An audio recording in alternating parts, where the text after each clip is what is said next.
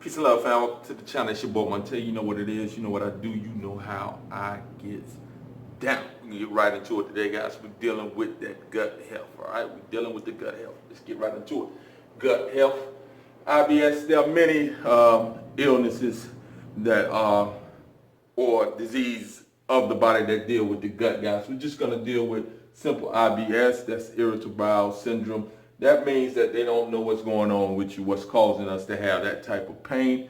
This is what I deal with on a daily basis. I've been doing great the last 3 months, but I have had some issues as of late, and I've been utilizing certain things to still combat those issues. It comes from us destroying our bodies early on, guys. It's a gradual process. It starts when we're young with our family, with our mothers and our fathers, our grandparents, trying to do what they know, give us what they know. What they don't know, they don't know. So with them giving us foods and things that really tear apart the system, tear apart the digestive tract, then we have a lot of issues later on because we continue that pattern of consuming those same foods until we can't consume them anymore because our body just rejects them. And that's where I'm at. All right, guys, pause your list. We're going to show you the foods to avoid if you're dealing with IBS or any similar gut issues, all right? So we got wheat. You want to avoid that wheat because most of that wheat is hybridized wheat, guys. The gluten is the protein that's in the wheat. So you definitely want to avoid the gluten if you have these type of issues. Soy, because the Roundup Ready soy, that's what they call it. Has glyphosate and all that type of stuff in it because it has been sprayed.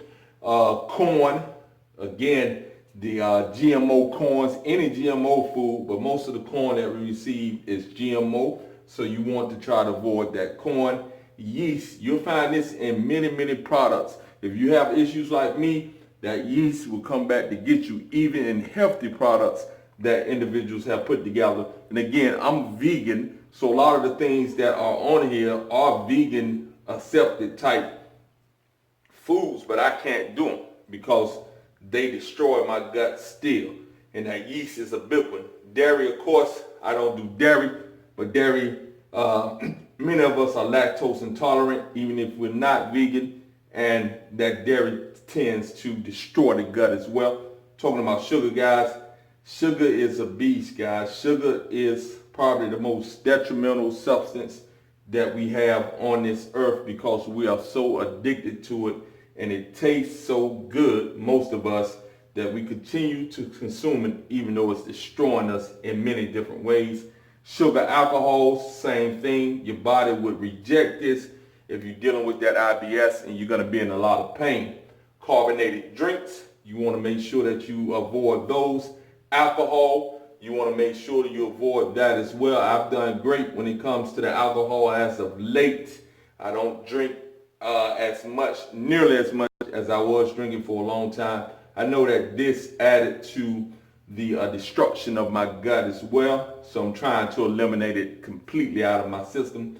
Also caffeine, guys, that's a mineral leacher. Anytime you're using something that leaches minerals from the body, you're going to have some issues when it comes to this IBS as well, more than likely.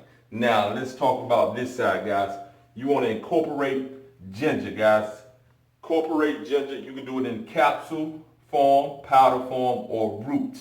Again, the root is the natural, but if you don't feel like cutting it up and all that type of stuff, the powder is great, and you can capsulize them. I capsulize ginger, cayenne pepper, and turmeric into a capsule, and I use that to combat the issue I have when it comes to my IBS issue sometime, all right? You want to use that cayenne pepper. Cayenne pepper, the reason you're using ginger, guys, ginger produces or helps the gallbladder produce bile, which is essential to digesting foods, essential in the digestion of foods, all right? Cayenne pepper, it moves blood, guys. Cayenne pepper moves blood. It moves the body. It has cancer-fighting properties as well, and it helps with the digestion of foods, and it helps to move, again, blood to areas of the body that are suffering, and whenever you got blood flow, then you have a chance of healing. Turmeric, You can use that in capsule or powder. It's said to be a great anti-inflammatory substance. Herb, sea salt. We're using sea salts. I use Celtic sea salt, but pink Himalayan sea salt has also been recommended as well because it has a lot of minerals, guys. 82 of the minerals that we need. Also, that full spectrum CBD oil.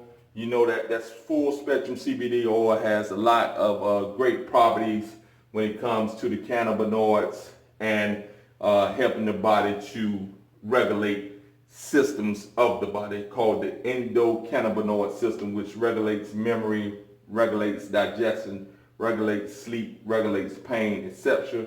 The hemp leaf, which will have all the CBDs in them, as well as the THC. The full spectrum CBD oil has the THC as well. If you're worried about the THC, then you can go broad spectrum, but you're gonna get a better result if you deal with the full spectrum, if you can deal with the THC. All right, guys.